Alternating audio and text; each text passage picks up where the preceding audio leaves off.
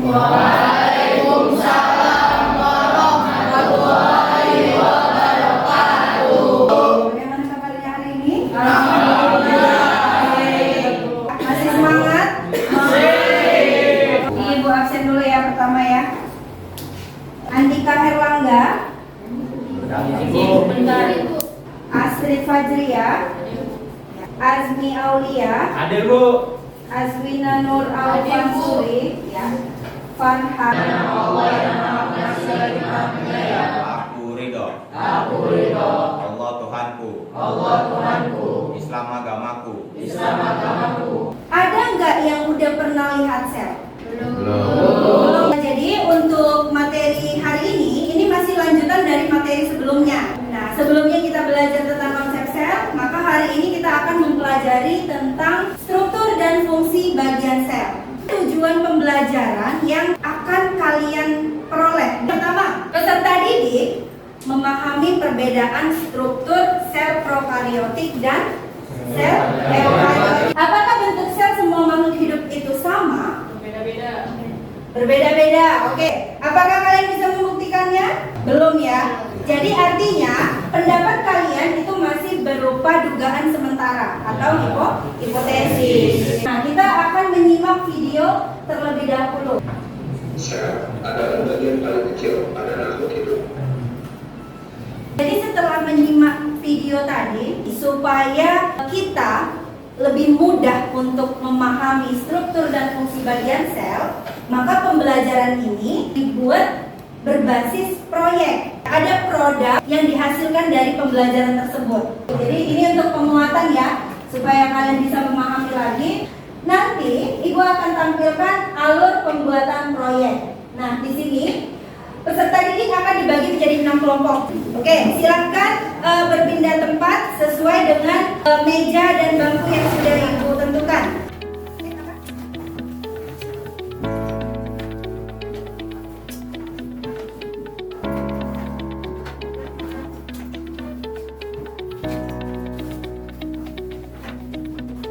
Di sini Ibu akan bagikan lembar kerja ya.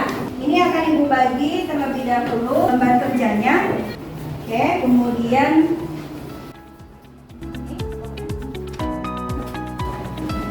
ini sama modul pembelajaran ya, sudah Ibu bagi ya. Jadi kalian mengerjakan LKPD-nya bisa menggunakan referensi dari modul pembelajaran yang sudah Ibu bagikan.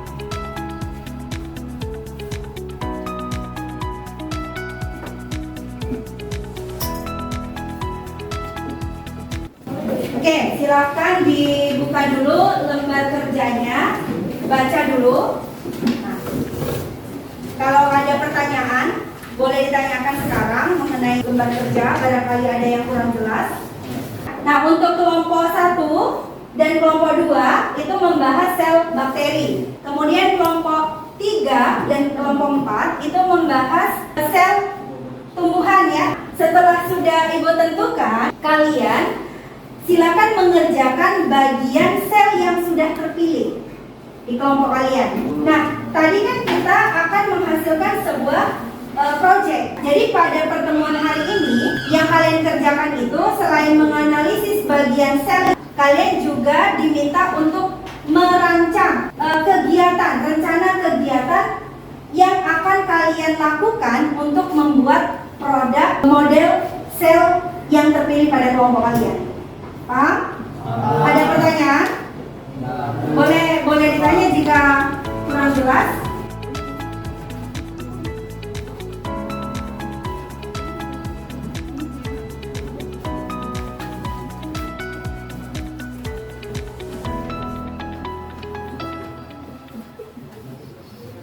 Ibu beri waktunya 25 menit bisa? Bisa ya? Iya. Yang nomor 2 jawab sesuai dengan sel yang terpilih pada kelompok kalian. Jadi kalau sudah selesai menganalisis bagian selnya, Ibu akan tayangkan video tentang pembuatan model replika dari sel hewan, sel tumbuhan, dan sel bakteri. Ya. Ya. Tapi tetap dipaparkan yang hasil analisisnya. Sudah? Oke, di sini Ibu mau menampilkan referensi video untuk pembuatan model replika dari sel. Nanti bisa kalian kembangkan sesuai dengan inovasi kalian sendiri. Kali ini kita akan membahas praktikum pembuatan model sel hewan dan sel tumbuhan. Nah, ini adalah contoh model sel tumbuhan dan sel hewan.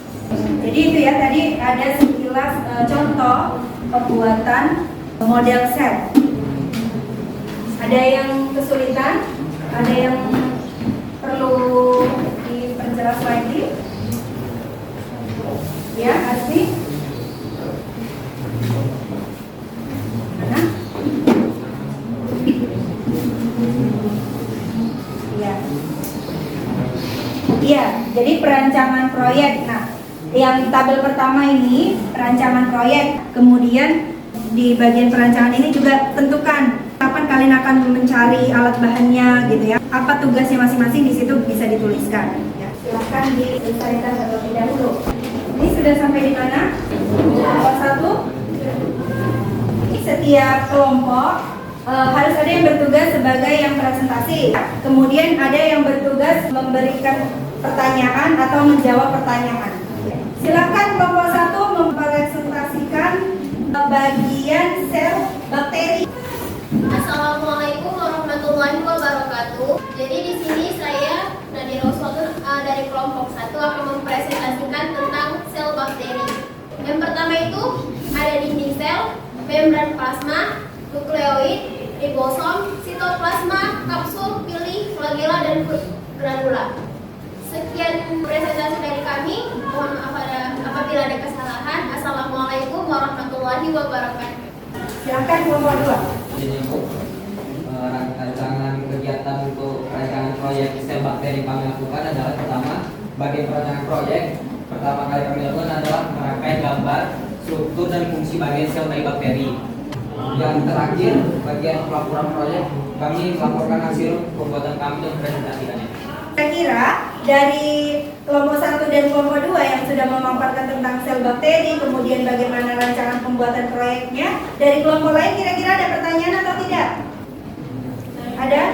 Oh iya, silakan. Nama saya Astrid Fazlia dari kelompok 5. Saya ingin bertanya kepada kelompok 1, mengapa pada sel bakteri terdapat kapsul sel, sedangkan pada sel lainnya tidak ada? Oke, baik. Cukup bagus ya pertanyaannya ya. Ya, silakan. Coba dari kelompok 1 ada yang bisa menjawab? Pada sel bakteri dapat memiliki kapsul karena pada sel bakteri dapat menghasilkan lendir. Lendir tersebut mengandung air dan glikoprotein. Sebelumnya kita beri aplaus dulu untuk kelompok 1 dan kelompok 2. Jadi di sini Ibu hanya menambahi, benar ya bahwa saya sel bakteri itu dia ada menghasilkan lendir pada bagian permukaan selnya. Itu salah satu fungsi dari kapsul atau lendir yang dihasilkan oleh sel bakteri. Oke, selanjutnya kelompok 3. Assalamualaikum warahmatullahi wabarakatuh.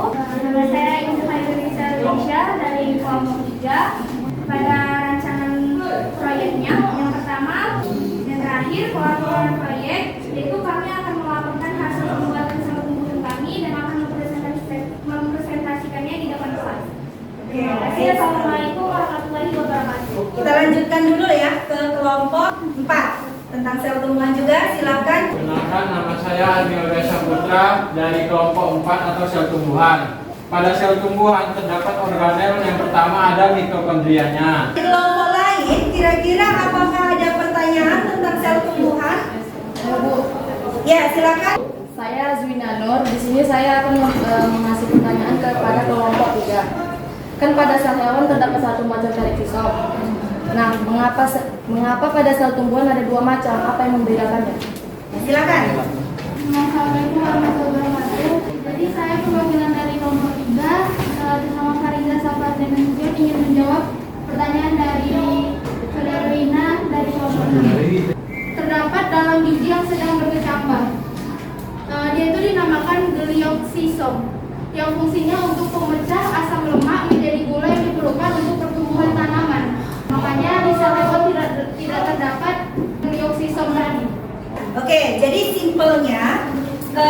peroksisom itu sebenarnya adalah bagian dari badan mikro. Badan mikro itu nanti ada dua jenis, ada peroksisom, ada gliosisom. Enzim katalase itu tersimpan pada bagian sel yang disebut dengan badan mikro, atau lebih tepatnya bagian peroksisom. Paham sampai di sini? Oke.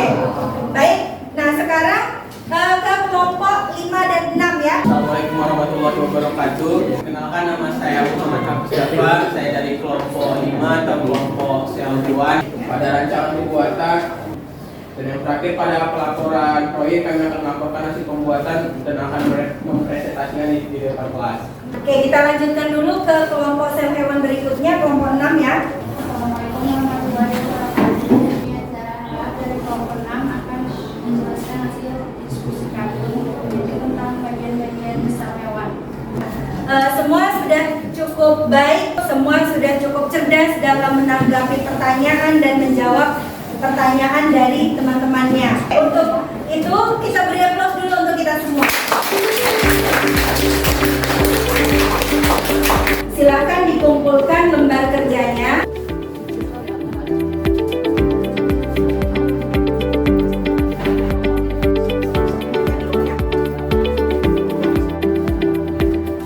Sudah dikumpul semuanya? Oke. Baik, nah di sini sebelum kita tutup pembelajaran, kan? Apa nama organel tersebut? Ya, Azmi, silakan. Kalau itu Nama organel. disebutkan tadi diktiosom namanya. Diktiosom di tumbuhan. Oke, benar ya? Oke, kita ke kuis yang kedua.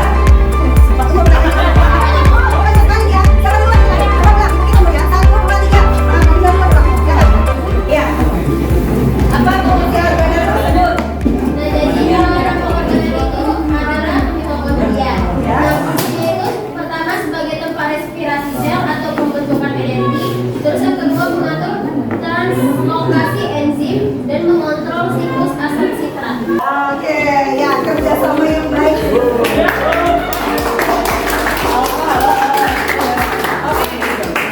Oke, ini ada satu poin lagi yang bisa menyimpulkan pembelajaran hari ini. Apa saja tadi yang sudah dipelajari? Coba, satu orang.